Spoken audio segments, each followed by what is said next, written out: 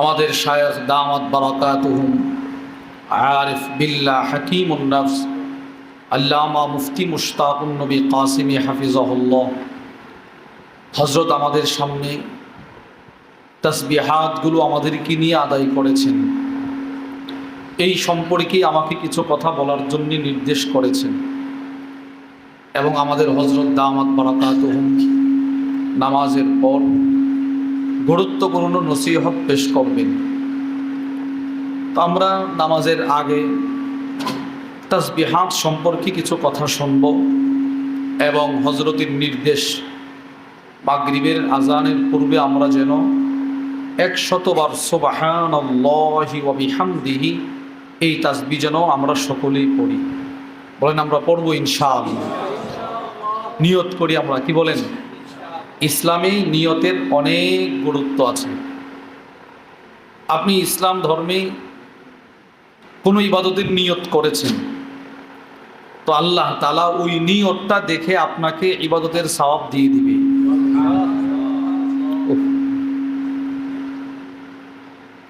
সহিহ বুখারীর বর্ণনায় আছে রাসূলুল্লাহ সাল্লাল্লাহু আলাইহি ওয়াসাল্লাম বলেন, ইন্নামাল আ'মালু বিন্নিয়াত।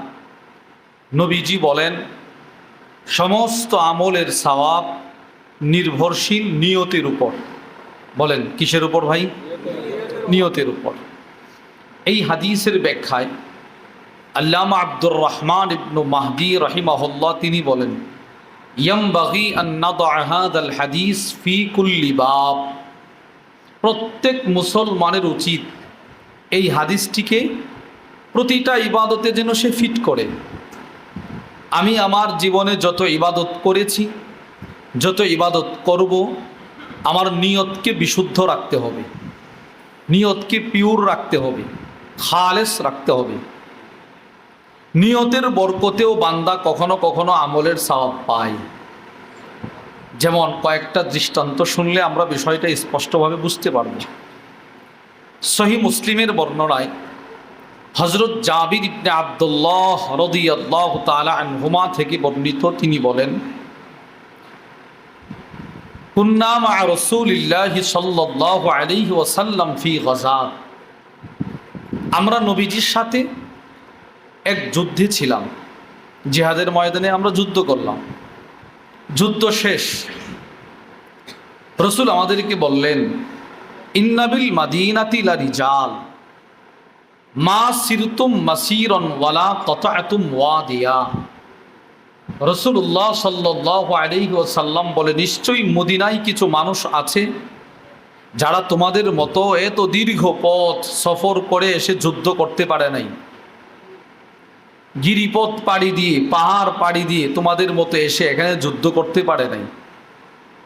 হাবাসাহুমুল মাউত, অসুস্থতার কারণে তারা এখানে আসতে পারে নাই। কিন্তু ইল্লা কানু মাআকুম, তারা যদিও মদিনায় বসা, মদিনায় বসে থেকেও তারা তোমরা জিহাদ করে যে সওয়াব অর্জন করেছো, তারা মদিনায় বসে সমপরিমাণ সওয়াব পেয়ে গেছে। সুবহানাল্লাহ। এটা হলো হাদিস। এই হাদিসের ব্যাখ্যায় ইমাম বদরুদ্দিন আল আইনি রহিমাহুল্লাহ বলেন, মান হাবাসাহুল উযরু মিন আ'মালিল বিররি মা'নিয়া।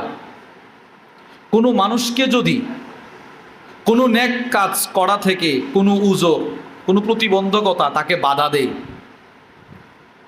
তার নিয়ত ছিল মা'নিয়া, তার নিয়ত ছিল, নিয়ত থাকার পরেও সে ওই নেক কাজটি করতে পারে নাই, কোনো সমস্যার সম্মুখীন হলো, কোনো প্রতিবন্ধকতা তার সামনে চলে আসছে, সে করতে পারে নাই। ইমাম আইনি রহিমাহুল্লাহ বলেন, হাসালা লাহু সাওয়াবু নিয়াতি। শুধুই মাত্র যে বান্দা নিয়ত করেছে, ওই নিয়তের বরকতে ওই ইবাদতের সওয়াব আল্লাহ তাকে দান করবে। আপনারা এই হাদিসটা থেকে কি বুঝলেন? মানুষগুলো কিন্তু মদিনায় বসা।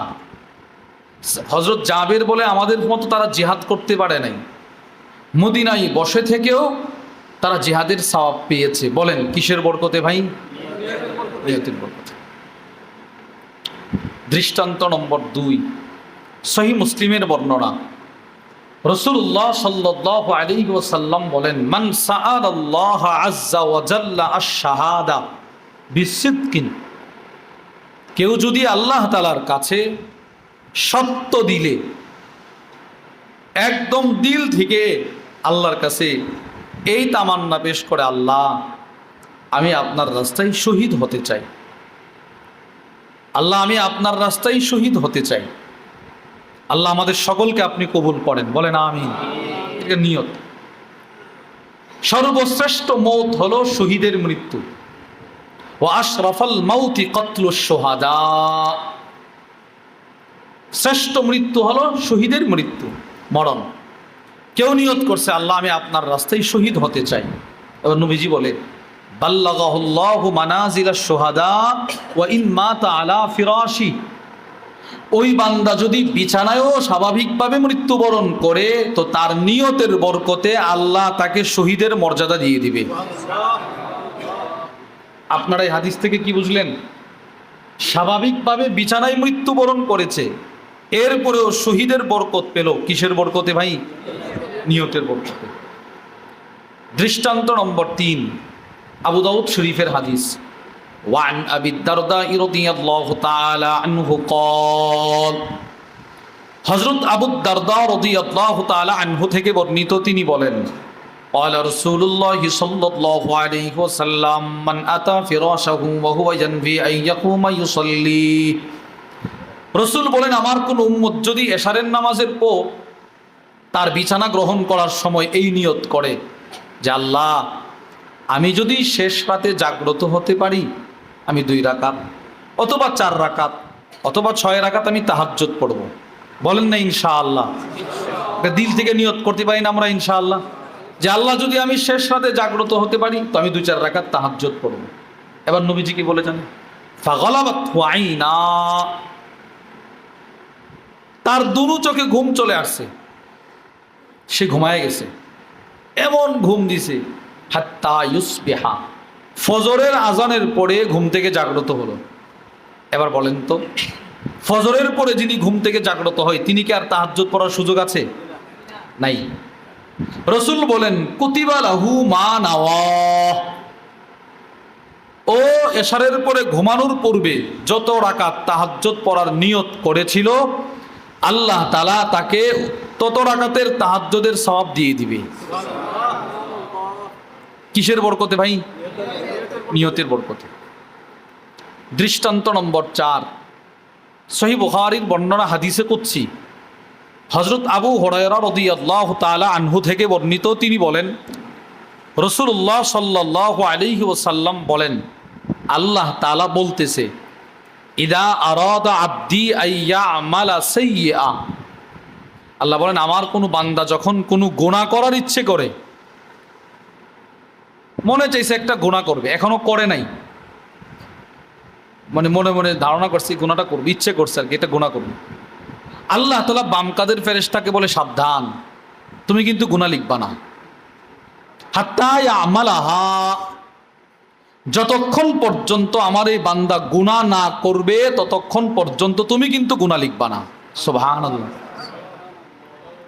ওয়াইন তারাকাহা আজলি, এবার আল্লাহ বলেন সে যদি গুনাহ না করে, নিয়ত করছিল গুনাহ করবে, কোনো একজন আল্লাহওয়ালা বুজুর্গের সহবতে আসছে অথবা কোনো কারণে সে গুনাহটা করে নাই, আল্লাহ তাআলার জন্যই গুনাহটা ছেড়ে দিয়েছে, তো আল্লাহ তাআলা সাথে সাথে ডান কাদের ফেরেশতাকে বলে ও যে গুনাহ ছেড়ে দিয়েছে এই জন্যে তার আমল নামায় একটা নেকি লিখে দাও। এর বিপরীত আল্লাহ বলে ওয়া ইদা আরাদা আবদি আইয়ামালা হাসানা, আমার কোনো বান্দা যখন কোনো নেক কাজ করার ইচ্ছে করে, একটা নেক কাজ করবে, এখনো সে করে নাই, একটা স্বাভাবিক নিয়ত করছে, তো আল্লাহ তাআলা ডান কাদের ফেরেশতাকে বলে ও যেহেতু নিয়ত করে ফেলছে যাও তার আমল নামায় একটা হাসানা লিখে দাও।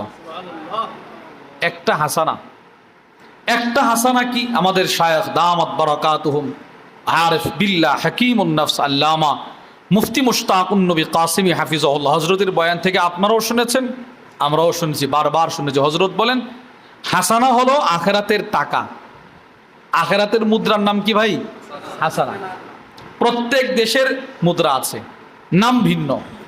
সৌদি আরবের মুদ্রা রিয়াল, বাংলাদেশের মুদ্রার নাম কি টাকা, তারপর আপনার ইন্ডিয়ার মুদ্রার নাম রুপি, এইরকম আমেরিকার মুদ্রার নাম ডলার। ঠিক ওই রকম আখেরাতেরও মুদ্রা আছে, আখেরাতের মুদ্রার নাম হলো হাসানা। সুবহানাল্লাহ। সৌদি আরবের 1 টাকা বাংলাদেশের সমান সমান 33 টাকা 32 টাকা। তো হযরত বলেন আখেরাতের 1 টাকা এই পৃথিবীর 10টার সমান। সুবহান। আল্লাহ আপনাকে জান্নাত দিবে। তো কেউ যদি একটা নেক কাজের নিয়ত করে, সাথে সাথে আল্লাহ তাআলা বান্দাকে এই একটা নেক কাজের নিয়তের বরকতে নেক দিয়ে দেন। এজন্য আমাদের শায়েখ দামাত বারাকাতুহুম আমাদেরকে বলেছেন, আমরাও ইনশাআল্লাহ নিয়ত করেছি, আমরাও 100 বার এই তাসবিহগুলো পড়বো। বলেন ইনশাআল্লাহ। মেরে ভাই, তাসবির জন্যেই আল্লাহ তাআলা রসুলদেরকে পাঠিয়েছেন। নবীদেরকে পাঠানোর অনেক উদ্দেশ্য, এর ভিতরে একটা উদ্দেশ্য হলো রসুলগণ পৃথিবীতে এসে উম্মতকে তাসবিহাত শিখিয়েছেন। কোরআনুল কারীমে আল্লাহ তাআলা বলেন, ইন্না আরসালনাকা শাহিদা, হে রসুল আমি আপনাকে পৃথিবীবাসীর জন্যে সাক্ষীদাতা হিসেবে প্রেরণ করেছি, ওয়া নাযীরা, সতর্ককারী হিসেবে প্রেরণ করেছি। এরপরে আল্লাহ বলেন ওয়া মুবাশশিরা, সুসংবাদকারী হিসেবে পাঠাইছি। আপনাকে পাঠিয়েছি 3 দায়িত্ব দিয়ে। আপনি মানুষের ব্যাপারে সাক্ষী দিবেন, মানুষকে জান্নাত সম্পর্কে সুসংবাদ দিবেন, জাহান্নাম থেকে সতর্ক করবেন। আর উম্মতের দায়িত্ব হলো আপনার কাছ থেকে শিখবে, ওয়াতুসাব্বিহুহু বুকরাতাও ওয়া আসীলা, তারা আল্লাহর রসুলকে চিনে, তারা আমি আল্লাহর তাসবিহ সকালেও পড়বে বিকেলেও পড়বে। সুবহানাল্লাহ। চিন্তা করছেন, আমি আপনাকে পাঠাইছি 3 দায়িত্ব দিয়ে, আপনি 3 দায়িত্বের ভিতরে আমার একত্ববাদ শিখাবেন, আমার পবিত্রতা যেন উম্মত বারবার বর্ণনা করে এর প্রতি তারগিব দিবেন, উদ্বুদ্ধ করবেন। এজন্য আপনি দেখবেন রসুল বলে আহাব্বুল কালামি ইলাল্লাহ আরবা'উন, আল্লাহর কাছে সবচেয়ে প্রিয় কথা 4টি। বলেন কয়টি? 4টি। সুবহানাল্লাহ 1 নম্বর কি ভাই? 2 আলহামদুলিল্লাহ, লা ইলাহা ইল্লাল্লাহ, আল্লাহু আকবার। আল্লাহর কাছে 4টি কথা সবচেয়ে প্রিয়। এবার নবীজি বলেন আল্লাহর কাছে যা প্রিয় আমার কাছেও তা প্রিয়। রসুলের কাছে 4 কথা সবচেয়ে বেশি প্রিয়। সহিহ মুসলিমের বর্ণনায় নবীজি বলেন, রাসূলুল্লাহ সাল্লাল্লাহু আলাইহি ওয়াসাল্লাম বলেন, আহাব্বু ইলাইয়া মিম্মা তালাআত আলাইহি শামস, সূর্য যেখানে যেখানে আলো দেয় পুরা জায়গার মালিক আমি হওয়ার চাইতে এই 4টি বাক্য একবার পড়তে পারা আমি নবীর কাছে আনন্দের বিষয়। মানে গোটা পৃথিবী যদি আমাকে দেওয়া হয়, শুধু গোটা পৃথিবী না, সূর্যের আলো যেখানে যেখানে পৌঁছে সবগুলো যদি আমার মালিকানায় দেওয়া হয়, আমি এত খুশি হব না আমি যদি একবার সুবহানাল্লাহ পড়তে পারি তো যেই পরিমাণ খুশি হব। তাহলে ভাই এই বাক্যগুলোর দাম কেমন বলেন তো ভাই? অনেক বেশি, বলেন না দাম কেমন? অনেক বেশি। এই যে আমরা নামাজের পরে 33 বার পড়লাম সুবহানাল্লাহ, 33 বার পড়লাম আলহামদুলিল্লাহ, 34 বার পড়লাম আল্লাহু আকবার। সহিহ বুখারীর বর্ণনা, জাল ফুকারা ইলান নবী সাল্লাল্লাহু আলাইহি ওয়াসাল্লাম, অসহায় দরিদ্র সাহাবাদের এক জামাত নবীজির কাছে আসছে, এসে বলে ইয়া রাসূলুল্লাহ কি তনুসাল্লি ইন্না যাহাবা আহলুদ দুসুর বিল উজুর, ওগো নবীজি মদিনার যারা ধনী মানুষ, যারা টাকাওয়ালা তারা তো নেক বেশি করতে পারে, আমরা তো গরিব মানুষ বেশি করতে পারি না। রাসূল বলে কিভাবে? ওয়াইসাল্লুন কামা নুসাল্লি, আমরা যে এরকম নামাজ পড়ি তারাও নামাজ পড়ে, তো নামাজের দিকে সমান সমান। আমরা যে এরকম রোজা রাখি এরাও রোজা রাখে সমান সমান, কিন্তু ওয়ালাহুম ফাদলুম মিনাল আমওয়াল, ইয়া রাসূলুল্লাহ এদের সম্পদ বেশি, আমাদের সম্পদ নাই। এরা হজ করতে পারে আমরা হজ করতে পারি না, এরা সাদাকা করতে পারে আমরা সাদাকা করতে পারি না। তখন নবীজি বলে আমি কি তোমাদেরকে একটা হাদিস শোনাবো, কিছু কালিমার কথা বলে দিব, যেগুলো তুমি তিলাওয়াত পাঠ করলে এদের সমপরিমাণ সওয়াব আল্লাহ তোমাকেও দান করবে। সুবহানাল্লাহ। সাহাবা ইকরাম বলে জি ইয়া রাসূলুল্লাহ কি সেগুলো? তখন নবীজি বলছিল প্রত্যেক ফরজ নামাজের পরে তুমি পড়বা 33 বার সুবহানাল্লাহ, 33 বার এটা পড়বা। আলহামদুলিল্লাহ এও 33 বার, আল্লাহু আকবার 34 বার। রসুল বলেন কেউ যদি প্রত্যেক নামাজের পরে এই তাসবিহগুলো পড়ে তো আল্লাহ তাআলা তাকে হজ করার সওয়াব দান করবে। এখন কিসের মৌসুম চলতেছে? হজের মৌসুম। বলেন এখন কিসের মৌসুম চলে? সবাই বলে না, এখন কি মৌসুম চলতেছে? হজের। আল হজ্জু আশহুরুম মালুমাত, শাওয়াল, যুলকাদা, যুলহিজ্জা, জিলহজ মাসের এই প্রথম 12 তারিখ পর্যন্ত হজের কার্যক্রম থাকবে। এই মাসগুলো হলো হজের মৌসুম। অনেকে আছে হজ করবে, আর অনেকে আছে আমরা হজ করতে পারবো না। রাসূলুল্লাহ সাল্লাল্লাহু আলাইহি ওয়াসাল্লাম যারা হজ করতে পারবে না এদের জন্যও এমন কতগুলো সহজ আমলের কথা নবীজি বলে গেছেন, যে আমলগুলো কেউ যদি করতে পারে নবীজি বলেন আল্লাহ তাকে হজের বরকত দান করবে। এর মধ্যে একটা হলো এটা, প্রত্যেক ফরজ নামাজের পরে 33 বার সুবহানাল্লাহ, 33 বার আলহামদুলিল্লাহ, 34 বার আল্লাহু আকবার। এটা হলো একটা আমল, যে আমলের মাধ্যমে বান্দা হজের বরকত লাভ করতে পারে। 2 নম্বর আমল, নবীজি সাল্লাল্লাহু আলাইহি ওয়াসাল্লাম বলেন, আবু দাউদ শরীফের হাদিস, রসুল বলেন মান খারাজা মিন বাইতিহি মুতাতাহহিরান ইলা সালাতিন মাকতুবা, নবীজি বলেন কেউ যদি ঘর থেকে, বাড়ি থেকে উজু করে ফরজ নামাজ পড়ার জন্য মসজিদের দিকে আসে, রসুল বলেন ওই ব্যক্তির কদম আর হাজী সাহেবের কদম সওয়াবের ক্ষেত্রে সমান সমান। হাজী সাহেব যেমন কদম দিলে তার একটা করে গুনামাপ, একটা করে নেকি, বাড়ি থেকে যে উজু করে মসজিদে আসে তারও প্রতি কদমে একটা করে গুনামাপ, একটা করে নেকি। কি পরিমাণ সহজ আমল! রসুল তো জানেন যে আমার অনেক উম্মত পৃথিবীতে এরকম আসবে, দরিদ্র, হজ করতে পারবে না, তার দিলেও কাবা বাইতুল্লাহর প্রেম থাকবে, আমি রসুলের রওজার প্রেম থাকবে, কিন্তু তার সাধ্য থাকবে না। তো আমার ওই উম্মত যেন হজের সওয়াব থেকে মাহরুম না হয়, বঞ্চিত না হয়, নবীজি এই সহজ আমলগুলো বলে গেছেন। তাহলে 1 নাম্বার, প্রত্যেক ফরজ নামাজের পরে 33 বার কি? সবাই বলেন 33 বার কি ভাই? আর 33 বার আলহামদুলিল্লাহ, 34 বার। এগুলো পড়লে লাভ কি? হজের সওয়াব আল্লাহ দান করবে। 2 নম্বর হলো বাড়ি থেকে উজু করে মসজিদে আসা। বলেন কোথা থেকে ভাই? বাড়ি থেকে। 3, ফজরের নামাজ কেউ জামাতের সাথে পড়লো, তিরমিজি শরীফের হাদিস, মান সাল্লাল ফাজর ফি জামাআহ, নবীজি বলেন কেউ ফজরের নামাজ জামাতের সাথে আদায় করলো, সুম্মা কাআদা ইয়াজকুরুল্লাহ হাত্তা তাতলু আশ-শামস, সূর্য ওঠার আগ পর্যন্ত সে তার আপন জায়গায় নামাজ পড়ে বসে তাসবিহ করতেছে, জিকির করতেছে। সূর্য উঠলো, সুম্মা সাল্লা রাকাতাইন, সূর্য ওঠার পরে আমার কোন উম্মত যদি 2 রাকাত নামাজ পড়ে, নবীজি বলেন তার জন্য একটা হজ, একটা উমরার পরিপূর্ণ পরিপূর্ণ পরিপূর্ণ সওয়াব। নবীজি কথাটা 3 বার বলছে, পরিপূর্ণ পরিপূর্ণ পরিপূর্ণ সওয়াব। তাহলে আমলটা কি পরিমাণ সহজ! আপনি ফজরের নামাজ পড়ছেন, নিজের জায়গায় বসার সুযোগ হয় নাই, মাদ্রাসায় পড়া শুনতে হবে, ছাত্রদের পড়াইতে হবে, আপনি মাদ্রাসায় গেছেন, সূর্য ওঠার পরে আপনি 2 রাকাত নামাজ যদি পড়েন, এও আল্লাহ আপনাকে এই বরকতটা দান করবে। কঠিন না সহজ ভাই? অনেক সহজ। 4 নাম্বার, রাসূলুল্লাহ সাল্লাল্লাহু আলাইহি ওয়াসাল্লাম বলেন আমার কোন উম্মত সকালে মসজিদে গেল, একটি আয়াত শিখলো অথবা একটি আয়াত কাউকে শিখালো, নিজে শিখলো অথবা কাউকে শিখাইলো, রাসূলুল্লাহ সাল্লাল্লাহু আলাইহি ওয়াসাল্লাম বলেন এর বরকতে আল্লাহ তাআলা তাকে একটা হজের সওয়াব দান করবে। ইবনে মাজার বর্ণনা। 6, রমজানে যদি কেউ উমরা করে, রমজানে, বলেন কখন? রমজানে। রসুল বলেন, ইবনে মাজার হাদিস, উমরাতুন ফি রমাদান তা'দিলু হিজ্জা, নবীজি বলেন রমজানে কেউ একটা উমরা করলে আল্লাহ তাআলা তাকে একটা হজের সওয়াব দান করবে।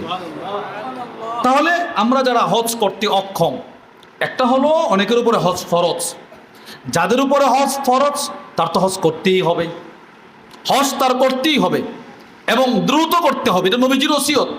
মান আরাদাল হজ ফালিয়াতাআজ্জাল, রাসূল বলেন তুমি যে হজ করতে চাও দ্রুত হজ করে ফেলো। কেন? ফাইন্না আহাদাকুম লা ইয়াদরি মা ইয়ারিদুনা, তোমাদের কারো জানা নাই সামনে কার কোন মুসিবত চলে আসবে, কারো জানা নাই। এজন্য যাদের উপরে হজ ফরজ তুমি দ্রুত হজ করে ফেলো, নবীজির ওসিয়ত। তাহলে প্রিয় ভাইয়েরা আমার, সেই নামাজের পরে, প্রত্যেক নামাজের পরে 33 বার 34 বার পড়লে আল্লাহ আপনাকে হজের সওয়াব দান করবে। এরপরে আমরা প্রথমে পড়েছি 10 বার সুবহানাল্লাহ, 10 বার পড়েছি আলহামদুলিল্লাহ, 10 বার পড়েছি আল্লাহু আকবার। সহিহ মুসলিমের বর্ণনা, রাসূলুল্লাহ সাল্লাল্লাহু আলাইহি ওয়াসাল্লাম বলেন, দুইটা গুণ, দুইটা আমল আছে, আমার কোন উম্মত যদি দুইটা আমল হেফাজত করতে পারে, আমি রসুল বলে দিয়েছি আল্লাহ তাআলা তাকে দুইটা পুরস্কার দিবে। 1 নাম্বার, আপনি প্রত্যেক নামাজের পরে 10 বার 10 বার 10 বার হবে 30 বার, 5 নামাজে হবে 150 বার। রসুল বলেন মিজানের পাল্লায় আল্লাহ বানায় দিবেন 1500 বার। সুবহানাল্লাহ। এটা 1 নম্বর পুরস্কার।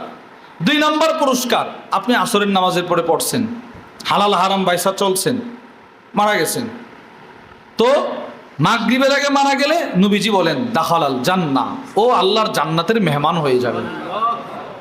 তাহলে ভাই এই তাসবিহগুলো আমরা পড়বো তো ইনশাআল্লাহ।